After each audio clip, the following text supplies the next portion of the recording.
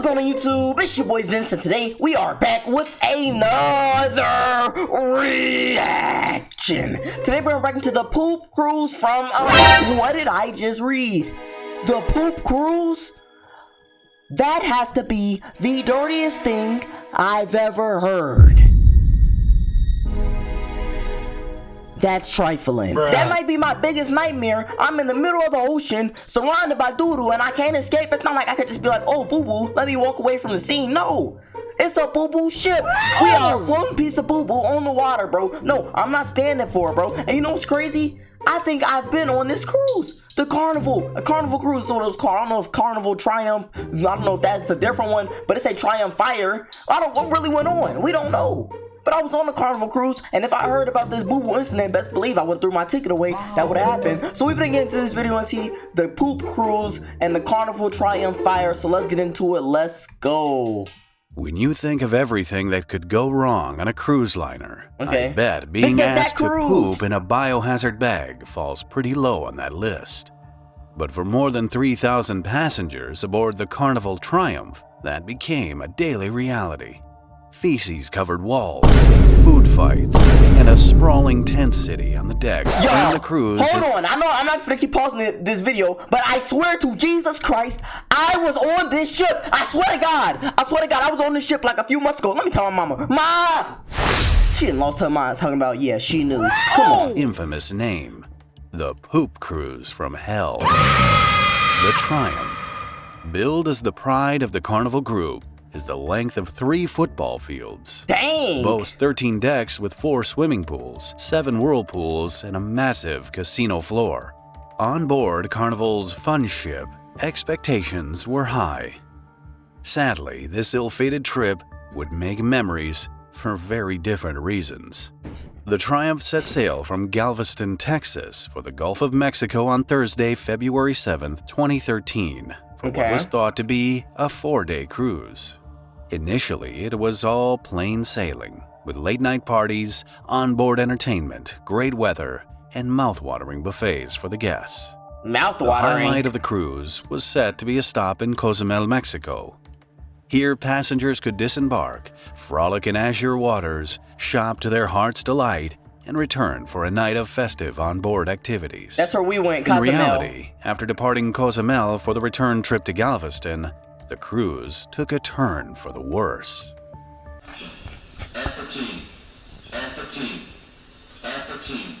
In the early hours of Sunday, February 10th, a fire alarm echoed through the ship, with the Alpha Team call booming over the PA system shortly after 5:28 a.m. The Alpha Team announcement, the code used for a fire emergency aboard Carnival vessels, left many holidaymakers panicked. Oh my God. Guests on the first and second decks opened their doors to find smoke-filled hallways. Chaos broke out, with passengers scrambling for life jackets and frantically searching for friends and loved ones. On the top deck, black smoke was billowing from the smokestack. The Alpha Team alert led to panic among passengers, with some heading to evacuation stations once they heard no further information or instructions. While the announcements called for calm, guests were left in the dark about the extent of the fire. Folks, there's no need to be at the muster stations. We do ask at this time that you do proceed back to your staterooms, back to your cabins. As I say, there is a situation in the engine control room, in the engine room, but it is under control. So we do ask that you please make your way back to your cabins. They lying. There's no need to be waiting in the muster stations. Thank you. It's a whole fire talking about make your way back to the cabin. Soon after the initial announcement, the ship's lights flickered before it lost all power, except for the emergency lights. The blaze, which was contained in the engine room through an automatic fire suppression system, was reportedly quelled by 6:08 a.m. Unfortunately, the fire had knocked out most of the ship's power and disabled the propulsion system, leaving the 3,143 passengers and close to 1,100 staff stranded in the Gulf of Mexico. Oh my God! There was a plan. 2 tugboats set course for the stricken vessel to tow it to the nearest port of Progreso, Mexico. Passengers breathed a sigh of relief and started taking off their life vests, docking by Tuesday, they were told. Little did they know, Another 4 days would pass before anyone set foot on land again. Why are they sleeping in the hallways? I was on this cruise. It's rooms on the cruise. Like, did they feel safe around other people? No, I would have been in my room with no power. Was it hot in the rooms or something? Like, why? I'm confused. Why are they in the hallway? By mid-morning on Sunday, passengers realized it wasn't just the propulsion system that died. The air conditioning, running water, elevators, and, worst of all, the septic system had also failed. That's when the cruise director delivered a message that left passengers horrified. We're going to deliver some red bags to your cabins, to the bathrooms if you can. If you need to do a number 2, you need to poop, please do it in the red bag and drop it off in the bins, in the corridors. And if you need to do a number 1, that's a wee, please do it in the shower. Thank you, folks. I'll be back with any more updated info. This announcement came when toilets were already clogged due to lack of flushing facilities in the private cabins and public restrooms. The now infamous red poop bags were just too much to bear for many passengers.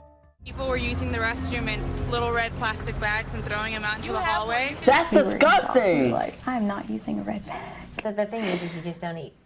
The Triumph stabilizers also took a hit. I can't even imagine spreading my legs, opening the bag, and boo-booing in the bag, bro. I can't even imagine doing that, bro. I feel like I would miss the bag and it hit my finger and I would throw up. But like something like that, I would do something crazy. From the fire, causing the vessel to list heavily. Passengers reported clutching walls to keep their balance. But worst of all, toilets overflowed and spilled into halls, seeping through walls to floors each time the ship tilted with the wind. That's disgusting. Before long, images emerged of sewage-sodden carpets, bins lined with red bags, and in some cases, erupting toilets. Depending on where the drains in the bathroom were, water and fecal matter came back up, pooling in there and overflowing into the cabins. With temperatures soaring and the foul stench of human waste permeating the cabin decks, many guests dragged their mattresses to outside decks to escape the odors and sweltering heat. The news outlets were quick to react, sending helicopters out to the crippled ship. Soon, images of what would become known as Tent City flooded news channels as passengers started using bed sheets, towels, and rope to construct makeshift accommodations on the tanning deck. In a bold attempt to quell the passengers' mounting frustrations, Carnival decided to host an open bar, offering free beer and wine after the fire. No, the bar service was to run from afternoon until midnight, but turned out to be a terrible decision. With drinks flowing freely, several passengers became obnoxious and intoxicated, lobbing objects into the water and messing up the restrooms. By Tuesday morning, when both tugboats finally arrived, the vessel had drifted more than 90 miles north. I was just thinking that, bro. People do not know how to act. Like, I feel like if it's a bunch of normal people with normal brains on this ship, it might not be a serious problem. It might cause some, you know what I'm saying, complications here and there, but it wouldn't be no catastrophe like this, bro. It's the whole ship smell like boo-boo. Y'all ain't took showers in days, and you worried about some beer, bro. Get out my face. Come on. Vessel was no longer the closest port. The decision was made to tow the 102,000-ton behemoth to Mobile, Alabama, adding another 2 days to their journey. Dang. On the bright side, returning to the U.S. would ease re-entry for the 900 passengers traveling without passports. However, the added delay risked one passenger's life. Rachel Alderet, urgently requiring dialysis, became the first of only 2 people evacuated by the Coast Guard. They got the Coast Guards and transferred me to another boat, another ship, sent me to Cozumel to do dialysis on Tuesday. It was hard. It was scary. It was, oh my God. You know, it was just scary the way they put me down. They put me in a stair rope, and the Coast Guard said that don't worry about it, that they would catch me and you know, they were going to hold me back, and they did. And then they transferred me to the bigger boat, and, you know. The following day, a second passenger was taken off the ship because of a pre-existing medical condition. Both were moved to other Carnival ships that had diverted their courses to assist with the rescue mission. Passengers commended the crew for doing everything they could to meet the travelers' needs, but that the toilet situation had been what does that say? Help? What are they doing? What does that say? Poop? What is... Alright. At best. Now that is the problem with the boat, is that the toilets have not worked, and they ended up having to issue us these we call them the red bags, and that is what's been used almost exclusively for the first 2 days after the fire. Conditions on board rapidly deteriorated during that time, and food was reportedly running out. Uh-oh. Dwindling food supplies forced passengers to queue for hours for cold onion and cucumber sandwiches. One passenger described scenes reminiscent of the Hunger Games as fights erupted over dwindling provisions. Oh, heck nah. And they would gripe at you, or other people would practically cuss you out because you would have multiples, but you're trying to get for your whole cabin, so everybody wasn't standing in line. 3 other Carnival liners, Everybody gonna have to stand in line. Conquest, and Legend, performed impressive maneuvers to drop off provisions and supplies to the weary passengers. Transfers were hampered by winds as high as 35 knots and a sea swell of up to 6 feet. The tugboats, clearly lacking the muscle to pull a ship of Triumph's size adequately, only managed a leisurely pace of about 5 miles per hour. Dang! Naturally, it didn't help that the tow line snapped several times during the process. Major news networks reported on Triumph's arduous journey to Mobile with around-the-clock coverage of the so-called floating petri dish. On Wednesday, February 13th, Tent City had to be dismantled to make way for an incoming chopper delivering much-needed supplies and equipment.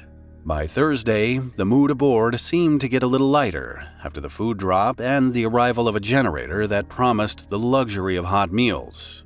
By this time, sanitary facilities were restored to parts of the ship, and passengers had access to power outlets to charge their cell phones. Oh, that's good. For many passengers, staying in contact with loved ones had been a battle. We've spent the past 2 days about 4 to 5 hours a day charging our phone so we can at least have the opportunity to talk. It's no service. It ain't no service on the sea. They're lying. Why'd they want their phones? The time we get cell reception is if one of the other cruise ships comes close enough to us. So we've all been frantically charging, and we've actually rigged charging stations from ship computers to try to, I'm sure we're going to blow up the ship doing it. In Mobile, worried family and friends gathered at the port, anxiously awaiting the first glimpses of the Triumph and their loved ones. She said it was terrible. She said, Mama, when everybody get off this bus, everyone's probably going to have a little psychological help. The Triumph was the largest cruise ship ever to dock at Mobile, and its final leg into the port required more than 6 grueling hours of careful nighttime maneuvering as 4 tugboats ushered it up a 30-mile ship channel across the shallow bay. The passengers finally started disembarking at about 10 p.m. on Thursday. That's nasty. Carnival She kissed the CEO ground. Gary Cahill was among the many waiting at the port. He thanked the crew on board the vessel for their tireless efforts to keep the passengers comfortable and apologized to everyone for the situation. And I'd like to reiterate the apology I made earlier. I know the conditions on board were very poor. I know it was very difficult, and I want to apologize again for subjecting our guests to that. We pride ourselves in providing our guests with a great vacation experience, and clearly we failed in this particular case. Everybody pay money back. There was still more trouble in store for the passengers. In the Carnival ticket's small print, the cruise line added a protection clause. If the performance of the proposed voyage is hindered or prevented by breakdown of the vessel, Carnival may cancel the proposed voyage without liability to refund passage money or fares paid in advance. That's ignorant. Despite this, each passenger received $500, a free flight home, a full refund for their trip, and reimbursed most expenses on board, as well as a full credit for another cruise. This didn't stop passengers from filing a slew of lawsuits within hours of reaching land. However, their chances of... Lawsuits for what? Oh, let me call my lawyer. Let's try to get some money out of this. Come on. Hey, John. Yeah, I was on that ship. You think we got a good case? All right, let's lawyer up then. Come on, bro. Dude, what do you want from him? The cruise broke down. You read you signed all the waivers. You did all this stuff. You know it's dangerous to be on a boat in the middle of the sea. Or, like, stuff can happen. Like, now you want to sue? Come on, bro. Get on my face before you get smacked up. claiming compensation were slim to none unless they suffered a personal injury. Carnival ended up awarding $118,500 in damages to 27 passengers for doctors and hospital costs related to the ill-fated cruise. That's crazy. But the ship's woes continued. While it was moored for repairs in Mobile, the vessel broke free, drifting across the Mobile River and colliding with a tethered dredge. Oh! A responding towboat became pinned between the cruise ship and the dredge. Did he Tragically, die? one person died and another was injured. Oh my God. As for the fire's cause, Carnival asserted that a fuel leak in the engine room sparked the blaze, but many feel that negligence was the real cause of the blaze. In just 2 years, the group reported 9 incidents involving fuel leaks linked to flexible fuel lines. Oh my God. In January 2013, Carnival gave ships 2 months to install spray shields for all diesel engines using flexible lines. However, the Triumph failed to shield a hose that wound up causing the infamous poop cruise in February. It was found that the fuel hose that caused the fire was located underneath the deck plates, which they believed would be sufficient to provide a shield. Of course, it turned out not to be sufficient, as the engine room fire broke out as a direct result of the unshielded fuel line. In addition to fixing the fire damage, Carnival added new technical features to prevent a sequel. They spent $115 million on cleaning, repairing, and upgrading the ship before it resumed service. 4 months later, how many? Later. Yeah, I was on this ship, bro. I mean, I couldn't tell about the upgrades. I'm not gonna lie, the ship looked exactly the same. I was just on this ship. It was pretty cool, you know what I'm saying? I don't know about buffet cuisine, mouth-watering, but I mean, it was alright, you know what I'm saying? I had a little fun. In 2019, after another $200 million overhaul, the ship was renamed Sunrise and continues to offer passengers everything you could ever need on a cruising holiday. Fingers crossed, red biohazard bags and onboard activities like Survivor or Hunger Games are not on the list of fun activities offered. Watch this episode next if you found this video interesting. Man. Please add a like and leave a comment. I don't know, bro. This situation was crazy. Who do you blame? Who do you blame? Do you blame the people who built the ship? Or like, I feel like stuff like it's gonna happen. Like, it's like, we're all humans. Like, I mean, I guess they could have tested it better, but they probably did test it and it worked fine for 1,000,000 tries. It just happened on 1,000,000 first try, something went wrong. You know what I'm saying? So like, I don't know, bro. Like, that is crazy though. People do not know how to act this ignorant. Y'all throwing poop and stuff because y'all drunk? Yeah, alright. Let a bag of poop hit me in the face. That'd be the last thing anyone ever does. I promise you, everyone on that ship is going overboard. I'm throwing everybody off the ship. I'm throwing the captain off the ship. I'm throwing the employees, the people. It's gonna take everybody on that ship to get rid of me, bro. Because I'm not playing no games with no boo-boo. That's disgusting. That's disgusting and it's trifling, bro. And you didn't lost your mind if you think I'm gonna go for that. So, I don't know, man. That's the crazy part to me where they was throwing poop. Y'all let me know the crazy part to y'all. And y'all know the Vyanja video too much. The comment button, like button, noti button, subscribe button, all them buttons. Because guess what? I was on this poop cruise. We gone.